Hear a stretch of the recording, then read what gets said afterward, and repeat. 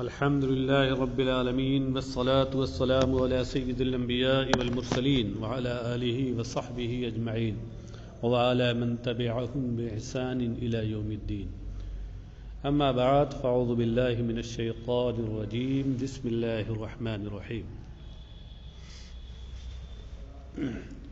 حدثنا أبو بكر بن أبي شيبة وعلي بن محمد قالا حدثنا أبو معاوية عن الأعمش عن أبي صالح عن أبي هريرة قال قال رسول الله صلى الله عليه وسلم من نفس عن مسلم كربة من كرب الدنيا نفس الله عنه كربة من كرب يوم القيامة ومن ستر مسلما ستره الله في الدنيا والآخرة ومن يسر على معسر يسر الله عليه في الدنيا والآخرة والله في عون العبد ما كان العبد في عون أخيه ومن سلك طريقا يلتمس فيه علما سهل الله له به طريقا إلى الجنة وما اجتمع قوم في بيت من بيوت الله يتلون كتاب الله ويتدارسونه بينهم إلا حفتهم الملائكة ونزلت عليهم السكينة وغشيتهم الرحمة وذكرهم الله في من عنده ومن أبطأ به عمله لم يسرع به نسبه. امام ابن ماجہ اپنی سند کے ساتھ حضرت ابو ہریرہ رضی اللہ عنہ سے روایت کرتے ہیں. انہوں نے کہا، قالا دو بار آیا ہے نا، تو پہلا جو قالا ہے اس میں ضمیر مرفوع متصل اس کا فاعل ہے جو ابو ہریرہ کی طرف لوٹ رہی ہے، اور دوسرا جو قالا ہے اس کا تو فاعل خود آگے موجود ہے. یہ اس لیے بتا جا رہا ہوں کہ میں نے سنا کہ ایک صاحب سے کسی طالب علم نے پوچھا کہ یہ قالا قالا دو بار کیوں آیا ہے، تو انہوں نے بتایا کہ یہ تاکید کے لیے. ہاں، یہ ایک دم غلط ہے، تاکید کے لیے نہیں ہے. تاکید کے لیے ماننے کا مطلب یہ ہوا کہ دونوں کا فاعل ایک ہے، پھر تاکید کے لیے ہوگا. ایسے کیسے؟ جب فاعل دونوں کا الگ ہو جائے گا تو الگ دونوں کا مفہوم ہی الگ ہو جائے گا. بہرحال حضرت ابو ہریرہ سے روایت ہے، انہوں نے کہا کہ اللہ کے رسول صلی اللہ علیہ وسلم نے ارشاد فرمایا. یہ حدیث، اس میں ہر جملہ بہت پتے کا ہے اور بڑی حکمت کی باتیں ہیں اس میں. کچھ میں حکمت معنوی ہے، اخروی ہے، اور کچھ میں حکمت دنیاوی ہے.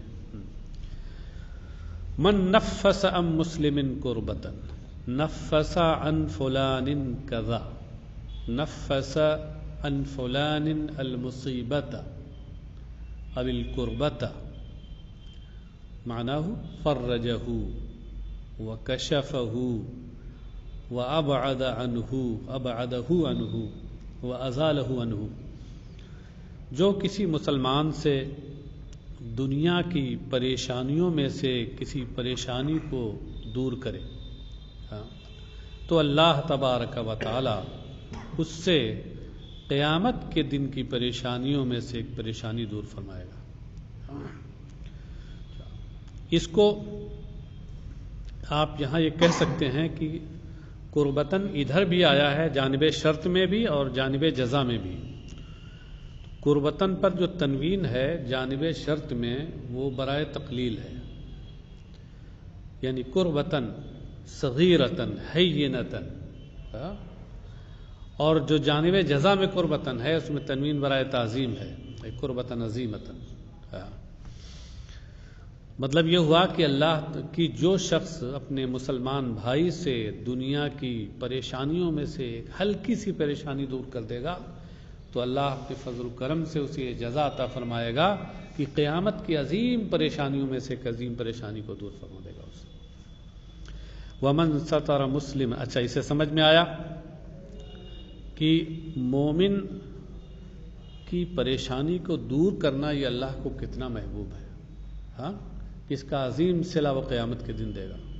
اور یہیں سے سمجھ میں آیا کہ اس کے برخلاف اگر کوئی پریشانی دور کرنے کے بجائے پریشانی پیدا کرے، اذیت دور کرنے کے بجائے اذیت رسانی کرے، تو پھر ظاہر سی بات ہے کہ وہ ایک مسلمان کا جو ایک وصف ہے اسے بہت دور جا پڑا. ہاں، اور مسلمان کا تو ایک وصف ہے، اور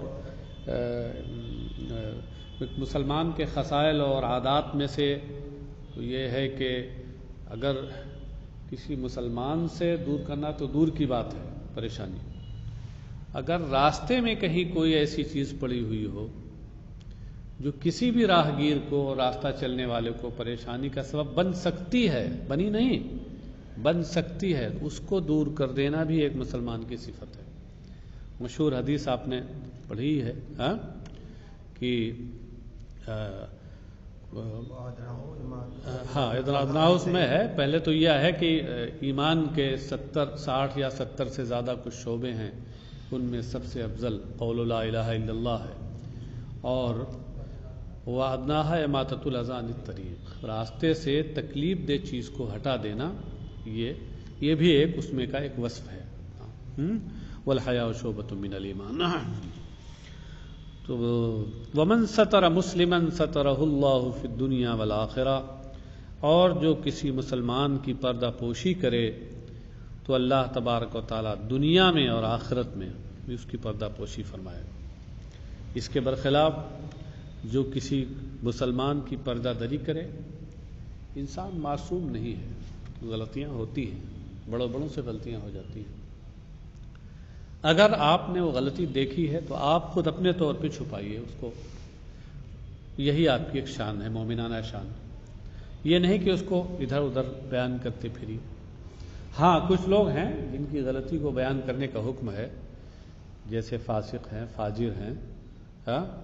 ایسے لوگوں کی غلطی جو فسق و فجور والی ہو بیان کی جاتی ہے، لیکن اس میں بھی نیت کیا ہو، خیر کی ہونی چاہیے.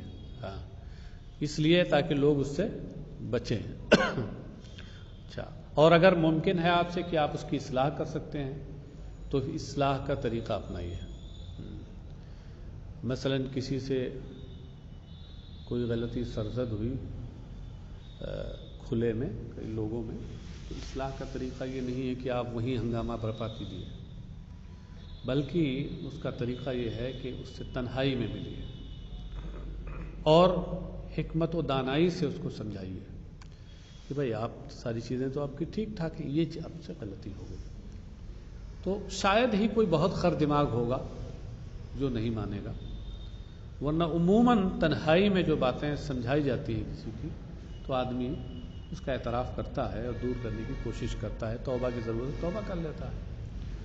اور اسی وجہ سے سیدنا امام شافعی رحمہ اللہ نے ارشاد فرمایا کہ جس نے آپ کو بھری مجلس میں کسی غلطی پہ اس طرح سے ٹوکا تو اس نے آپ کو رسوا کیا، اور جس نے تنہائی میں آپ کو سمجھایا اس نے آپ کے ساتھ خیر خواہی کی.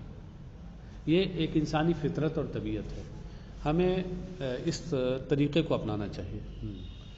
آپ دیکھتے ہیں جگہ جلسوں میں کہیں کسی سے سبقت لسانی ہی سے کوئی چیز ہو، سبقت لسانی سے کسی چیز کا نکل جانا ایسے بھی گناہ نہیں ہے. سبقت لسانی سے کوئی بات نکل گئی تو کچھ لوگ صرف اپنا جمانے کے لیے وہ فوراً اس سے توبہ کا مطالبہ کر دیتے ہیں. حالانکہ ہمارے ساتھ اگر ہو تو عقل مندی یہی ہے کہ وہ توبہ کا مطالبہ وہ کریں کہ اس سے پہلے ہی توبہ کر لیں، فتنہ ختم. سمجھے؟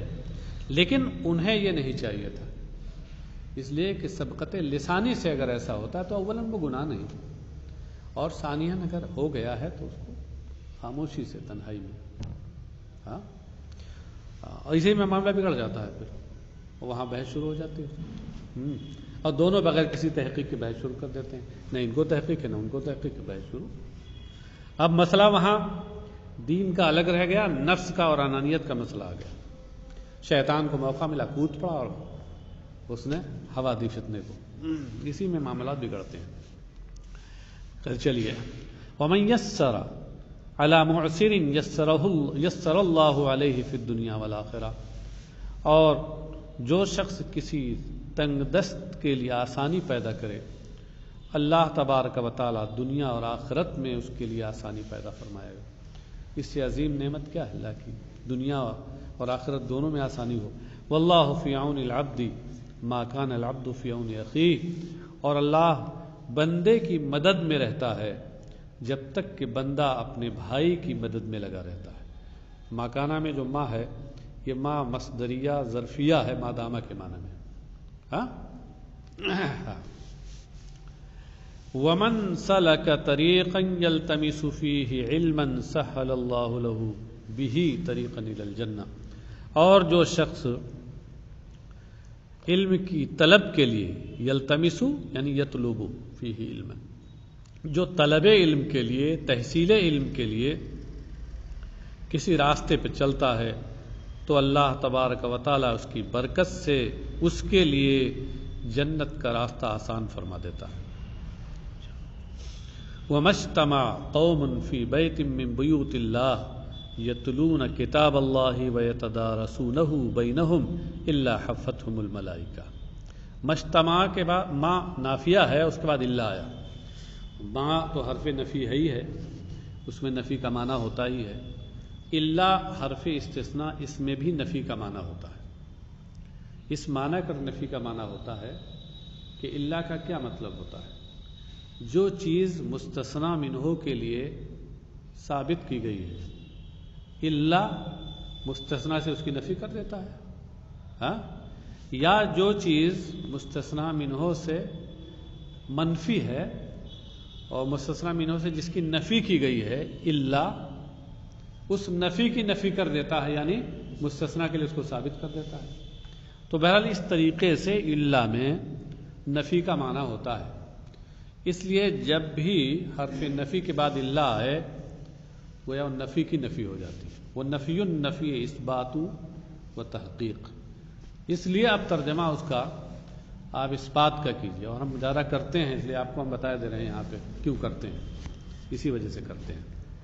ہاں، تو ترجمہ یہ ہوا کہ جب بھی کوئی قوم اللہ کے گھروں میں سے کسی گھر میں، خانہ خدا میں سے کسی خانہ خدا میں جمع ہو کر کتاب اللہ کی تلاوت کرتی ہے اور آپس میں اس کو پڑھتے پڑھاتے ہیں، حفتہم الملائکہ، تو فرشتے ان کو گھیر لیتے ہیں. سمجھے نا؟ اب دیکھیے یہاں ترجمہ مثبت کا ہو گیا. اور ایک خیال ہے، ایک تعبیر پہ غور کیجیے، فی بیت من بیوت اللہ. بیت اللہ ای المسجد، تو مطلب کیا ہوا؟ فی مسجد من مساجد اللہ. یہ میں اس لیے توجہ آپ کو دلا رہا ہوں کہ آگے نیچے ایک حدیث آ رہی ہے جس میں ہے من جاء مسجدی ھذا لم یأتہ الا لخیر یتعلمہ ویعلمہ. تو وہاں سرکار نے مسجدی ھذا کہا ہے مسجد نبوی شریف کے لیے، لیکن یہاں بیت من بیوت اللہ کہا ہے.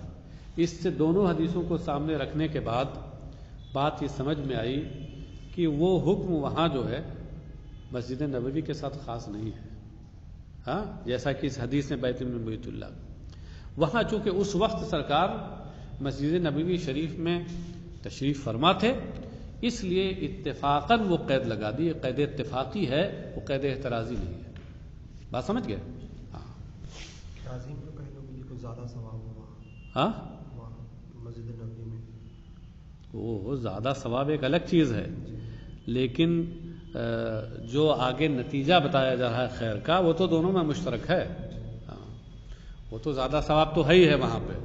وہ تو وہ مسلم ایک الگ چیز ہے کہ مسجد نبوی میں یا مسجد حرام میں یا مسجد اقصیٰ میں نیکی کرنے کا ثواب زیادہ ہے.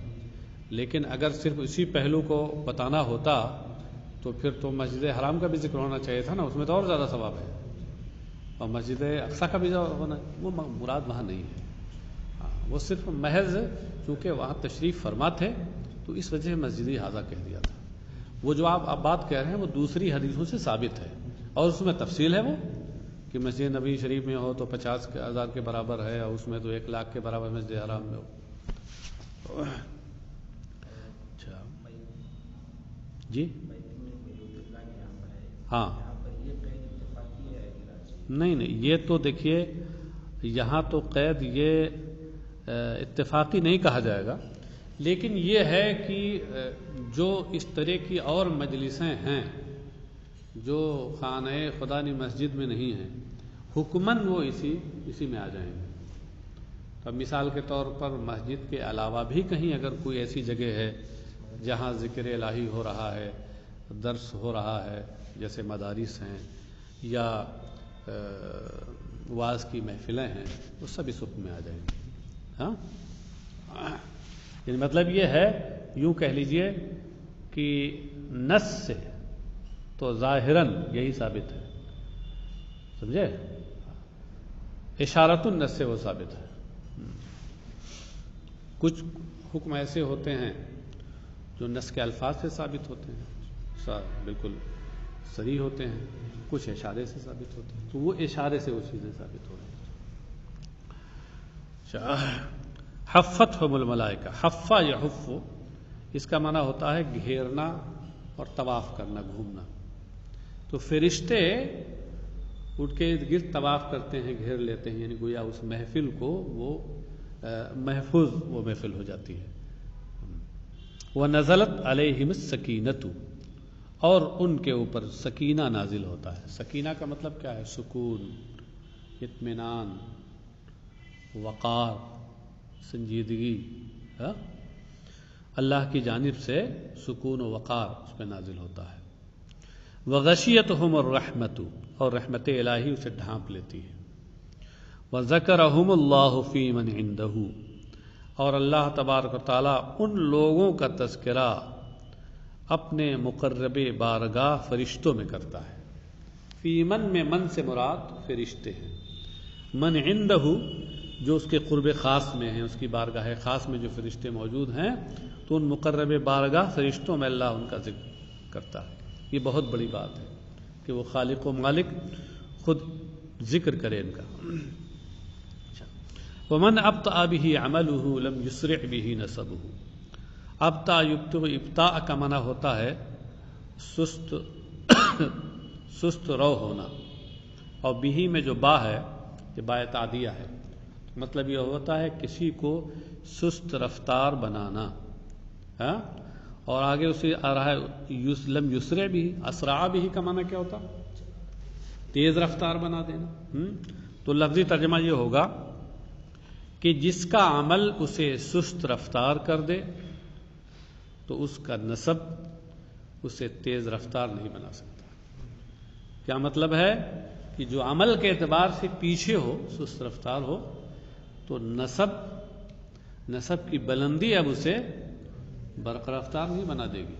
ہاں، یعنی مطلب یہ ہوا کہ اللہ کے یہاں اعتبار نسب کا نہیں ہے، اللہ کے یہاں اعتبار عمل کا ہے۔ اس حدیث شریف میں غور کریں، ابطا اور اسرع یہ دونوں ایک دوسرے کی ضد ہیں، اور جمع بین الضدین جب کلام میں ہو تو علم بلاغت کے لحاظ سے اسے اتباق کہتے ہیں۔ یہ اتباق ہوا۔ ہاں،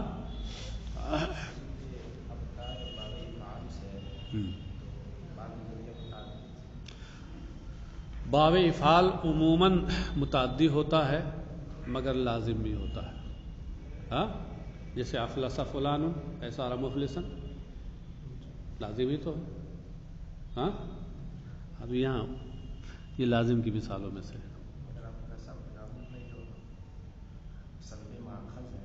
کچھ بھی ہو، سلب ماخذ کے ساتھ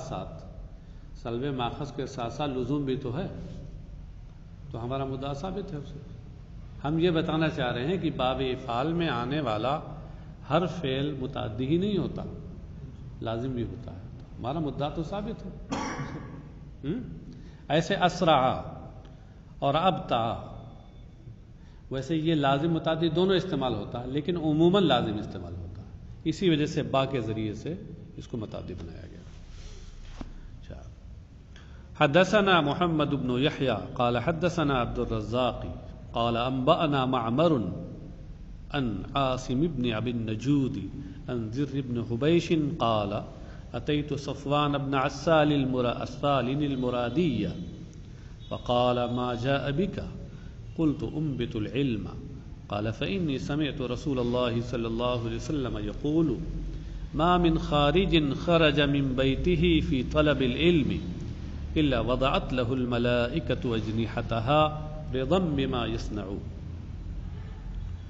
حضرت زر ابن حبیش سے روایت ہے، انہوں نے کہا کہ میں صفوان ابن عسال مرادی کے پاس آیا. بنو مراد ایک قبیلہ ہے، اس کی طرف نسبت ہے، اسی قبیلے سے ان کا تعلق تھا. میں ان کے پاس آیا، فقالا، تو انہوں نے کہا ما جاء بک، لفظی ترجمہ ہوگا کہ کون چیز تمہیں لائی میرے پاس، یعنی تم کس لیے آئے. قلت انبت العلم، میں نے عرض کیا انبت العلم، یعنی میں علم حاصل کر رہا ہوں. انبت بمعنی اخرج، ہم بتائیں تو بات کا اصل معنی ہوتا ہے پانی کا زمین سے نکالنا، اسی سے استنباط بنا ہے. استنباط، استنباط میں کیا ہوتا ہے؟ استنباط کا اصل معنی تو وہی ہے کہ پانی کا زمین سے کھینچنا، نکالنا. لیکن جو مجتہد ہوتا ہے، جو مسائل کا استنباط کرتا ہے، وہ کیا ہے کہ نصوص قرآن و حدیث سے، نصوص شرع سے گویا وہ حکم کو نکالتا ہے. تو اس طریقے سے اس کا یہ حال پانی سے، کنویں سے پانی نکالنے والے کی حالت کے مشابہ ہوتا ہے. تو یہ بطور استعارہ یہ تعبیر استعمال ہوتی ہے. میں تحصیل علم کر رہا ہوں، یعنی میں نے تحصیل علم کے لیے آپ کے پاس آیا ہوں. قالا، تو انہوں نے کہا، حضرت صفوان ابن عسال نے کہا، صحابی رسول ہیں، انہوں نے کہا کہ میں نے رسول اللہ صلی اللہ علیہ وسلم کو یہ فرماتے ہوئے سنا، ما من خارج، ما من خارج میں من زائدہ ہے اور ما نافیہ ہے، اور آگے الا آ رہا ہے. تعبیر دیکھیے وہی، یہ جگہ جگہ آئے گی، اس لیے وہ جو بات میں نے بتائی ہے اس کو ذہن میں رکھیے گا کہ حرف نفی کے بعد الا آئے تو معنی مرادی وہاں مثبت کا ہو جائے گا. جو شخص بھی اپنے گھر سے طلب علم کی کے لیے نکلے، فی طلب علم میں فی کے اندر دو احتمال ہیں. ایک تو فی کو ظرفیت کے معنی میں لیں، تو اس صورت میں یہاں مضاف مقدر ماننا پڑے گا، یعنی فی سبیل طلب علم. بات سمجھے؟ اور دوسری صورت یہ ہو سکتی ہے کہ فی تعلیل کے لیے ہو، جو میں نے ترجمہ کیا ہے وہ تعلیل والا کیا ہے، اور فی تعلیل کے لیے بھی آتا ہے عربی زبان میں. خود بخاری کی ایک روایت میں ہے، ان امرأة من بنی اسرائیل وقعت فی النار فی ہرۃ، بنو اسرائیل کی ایک خاتون ایک بلی کی وجہ سے، فی ہرۃ، ایک بلی کی وجہ سے دوزخ میں گئی. تو دیکھیے وہاں فی تعلیل کے لیے، ایسے یہاں پر. تو جو شخص بھی طلب علم کے لیے، طلب علم کی خاطر اپنے گھر سے باہر نکلا، تو فرشتے اپنے پروں کو اس کے لیے بچھا دیتے ہیں، رضم بما یصنع، اس کے اس عمل سے خوش ہوتے ہوئے. رضن یہ مفعول لہو ہے، کس کا؟ وضاعت کا، وضاعت کا مفعول لہو. حدثنا ابو بکر بن ابی شیبۃ قال حدثنا حاتم بن اسماعیل عن حمید بن صخر عن المقبوری عن ابی ہریرہ قال سمعت رسول اللہ صلی اللہ علیہ وسلم یقول من جاء مسجدی هذا لم يأته الا لخیر يتعلمه ويعلمه فهو بمنزلة المجاهد في سبيل الله ومن جاء لغیر ذلك فهو بمنزلة الرجل ينظر الى متاع غیره. حضرت ابو ہریرہ سے روایت ہے، انہوں نے کہا کہ میں نے رسول اللہ صلی اللہ علیہ وسلم کو یہ فرماتے ہوئے سنا، جو میری اس مسجد میں، مسجد نبوی میں آئے، لم یاتہ الا لخیر، وہ خیر اور بھلائی کو سیکھنے اور سکھانے ہی کے لیے آئے. لم یاتہ الا، لم اور الا نفی النفی اثبات، اثبات مال حسر، یعنی اس بات تو اور حسر کے ساتھ اس بات ہوتا ہے. وہ بھلائی کے سیکھنے سکھانے ہی کے لیے آئے. فہو بمنزلۃ المجاہد فی سبیل اللہ. یہاں یتعلمہ اور یعلمہ میں جو او ہے، یہ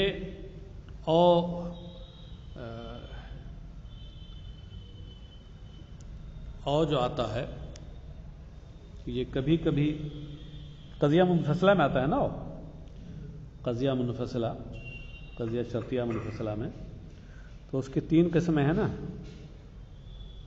قضیہ منفصلہ کی آپ نے پڑھی ہوگی منطق میں 3 قسمیں.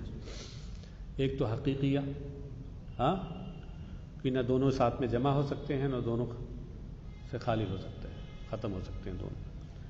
اور ایک منع خلو، مانعۃ الخلو، اور ایک مانعۃ الجمع. تو یہاں پر یہ او جو ہے یہ منع خلو کے لیے ہے. ہاں یعنی جمع ہو سکتے ہیں دونوں. ایسا نہیں ہو سکتا کہ نہ یہ ہو نہ وہ، ایسا ہو سکتا کہ دونوں جمع ہو.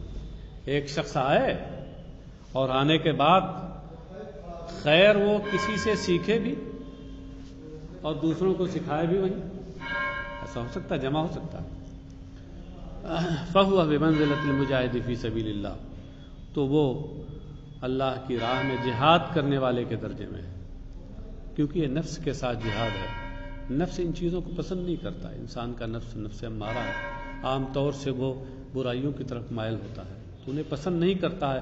اب وہ گویا کہ اپنے نفس کے خلاف کام کرتے جا رہا ہے، تو وہ جہاد فی سبیل اللہ میں. ومن جاء لغیر ذلک، اور جو اس کے علاوہ کسی اور مقصد سے آئے، فہو بمنزلۃ الرجل ينظر الى متاع غیرہ، تو یہ اس شخص کی طرح ہے، اس شخص کے درجے میں ہے جو دوسرے کے سامان پہ نگاہ رکھتا ہو کہ ہمیں مل جائے. ہاں اچھا، تو یہ حدیثیں وہی چل رہی ہیں کہ جس میں علم سیکھنے سکھانے کی فضیلت کا بیان ہے. حدثنا ہشام بن عمار قال حدثنا صدقۃ بن خالد قال حدثنا عثمان بن ابی عاتکہ عن علی بن یزید عن القاسم عن ابی امامۃ قال قال رسول اللہ صلی اللہ علیہ وسلم علیکم بهذا العلم قبل ان يقبض وقبضه ان يرفع وجمع بين اصبعيه الوسطى والتي تلی الابهام هكذا. ثم قال العالم والمتعلم شريكان في الأجر ولا خير في سائر الناس. امام ابن ماجہ اپنی سند کے ساتھ صحابی رسول حضرت ابو امامہ باہلی سے روایت کرتے ہیں. انہوں نے کہا کہ رسول اللہ صلی اللہ علیہ وسلم نے ارشاد فرمایا کہ اس علم کو اختیار کر لو، حاصل کر لو. علیکم لازم پکڑ لو، مطلب کیا ہے؟ لازمی طور پر اسے حاصل کر لو. قبل ان یقبض، اس کے قبض ہونے سے پہلے. قبض ہونے کا کیا مطلب ہے؟ خود فرما رہے ہیں وقبضہ ان یرفع. فرمایا کہ اس کا قبض ہونا، اس کا اٹھا لیا جانا ہے. یعنی یہ علم علماء کے ساتھ دنیا سے اٹھا لیا جائے، اس سے پہلے تم اسے اپنے قبضے میں لے لو اور اس کو اختیار کر لو، حاصل کر لو.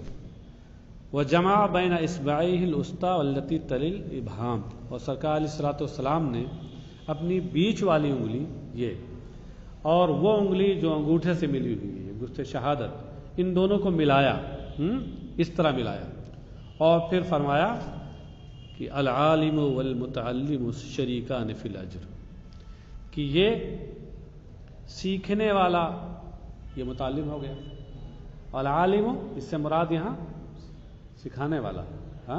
اگرچہ اس کا لفظی ترجمہ یہ نہیں ہے، مگر مقام کے لحاظ سے ترجمہ یہ ہے کہ عالم سے مراد استاد ہے، گویا معلم. متعلم اور عالم یعنی معلم، یہ دونوں اجر و ثواب میں شریک ہیں، دونوں کو اجر و ثواب ملے گا. ولا خیر فی سائر الناس، اور دیگر لوگوں میں یہ کوئی بھلائی نہیں. کوئی بھلائی کا مطلب یہ خاص قسم کی جو بھلائی نہیں ملنے والی ہے طلب علم پر، وہ بھلائی نہیں ان کے لیے، وہ بھلائی انہیں کے لیے ہے خاص. یا یہ مراد ہے کہ خیر کو عام رکھیے، اور مطلب یہ ہے کہ تمام مسلمانوں کو ان دونوں میں سے کسی ایک میں ہونا چاہیے. کوشش یہی رکھنی چاہیے کہ یا تو علم رکھتا ہے تو دوسروں کو سکھائے، اور اگر علم نہیں رکھتا ہے تو جو علم رکھتے ہیں ان سے سیکھے، یہ ہونا چاہیے۔ حدثنا برشي بن هلال الصواء قال حدثنا داود بن زبرقان عن بكر بن خنيس عن عبد الرحمن بن زياد عن عبد الله بن يزيد عن عبد الله بن عمرو قال خرج رسول الله صلى الله عليه وسلم ذات يوم من بعض حجره فدخل المسجد فإذا هو بحلقتين إحداهما يقرؤون القرآن ويدعون الله والأخرى يتعلمون ويعلمون وقال النبي صلى الله عليه وسلم كل على خير هؤلاء يقرؤون القرآن ويدعون الله فإن شاء آتاهم وإن شاء منعهم وهؤلاء يتعلمون ويعلمون وإنما بعثت معلما فجلس معهم۔ حضرت عبداللہ ابن عمرو ابن عاص سے روایت ہے، انہوں نے کہا کہ رسول اکرم صلی اللہ تعالی وسلم ایک دن اپنے کسی حجرے سے باہر تشریف لائے۔ سرکار کا کوئی خاص حجرہ نہیں تھا، جو ازواج مطہرات کے لیے حجرے مسجد نبوی شریف کے ارد گرد بنائے تھے وہی حجرے تھے۔ جس زوجہ کی باری ہوتی تھی سرکار اس کے حجرے میں رہتے تھے۔ تو یوں کہہ لیجئے کہ آپ کا کوئی خاص حجرہ نہیں تھا اور سب حجرے آپ ہی کے حجرے تھے، اس لیے بعض حجری ہی میں جو سرکار کی طرف اضافت ہے یہ اپنی جگہ صحیح ہے۔ فدخل المسجد، تو سرکار کسی حجرے سے باہر تشریف لائے، مسجد نبوی شریف میں داخل ہوئے۔ فإذا هو بحلقتين، تو جبھی انہوں نے دیکھا کہ علم کے وہاں دو حلقے ہیں، دو حلقے ہیں، یعنی حلقہ وار دو مجلسیں قائم ہیں، حلقہ دائرے کو کہتے ہیں۔ احداہما یقرؤون القرآن ویدعون اللہ، ان میں سے ایک حلقے کے لوگ قرآن پڑھ رہے ہیں، اللہ سے دعا کر رہے ہیں۔ والاخری یعنی والحلقۃ الاخری، اور دوسرے حلقے کے لوگ یتعلمون ویعلمون، وہ علم سیکھ رہے ہیں اور سکھا رہے ہیں، تعلیم و تعلم کا کام کر رہے ہیں۔ تو نبی اکرم صلی اللہ علیہ وسلم نے دونوں کو دیکھنے کے بعد فرمایا کل علی خیر، یعنی کل من ہاتین الحلقتین علی خیر، یہ سب بھلائی پر ہیں، دونوں کے دونوں بھلائی پر ہیں، نیکی کا کام دونوں کر رہے ہیں۔ ہؤلاء یقرؤون القرآن ویدعون اللہ، یہ قرآن کی تلاوت کر رہے ہیں، اللہ سے دعا کر رہے ہیں، یہ بھی بھلائی کا کام ہے۔ فإن شاء آتاہم وإن شاء منعہم، اللہ کی مشیت اگر ہو تو انہیں دے اور مشیت ہو نہ دے تو اس کی مشیت پہ ہے۔ وہؤلاء یتعلمون ویعلمون، اور یہ لوگ علم سیکھ رہے ہیں، سکھا رہے ہیں۔ فرمایا وإنما بعثت معلما، میں تو سکھانے والا ہی بنا کر بھیجا گیا ہوں، میری بعثت کا مقصد ہی ہے تعلیم، تعلیم خیر، تعلیم کتاب و سنت، یہی تو میرا مقصد ہے۔ اور پھر یہ کہنے کے بعد سرکار فجلس معه، اس حلقے کے ساتھ کے لوگوں کے ساتھ بیٹھ گئے۔ اس سے اشارہ ہے کیا کہ اس حلقے کے لوگ ان حلقے کے لوگوں پر فوقیت رکھتے ہیں، فضیلت رکھتے ہیں، اور ویسے اصل خیر میں سب شریک ہیں۔ تو اس سے قرآن سیکھنے سکھانے، علم دین سیکھنے سکھانے کی فضیلت واضح طور پر نمایاں ہوتی ہے۔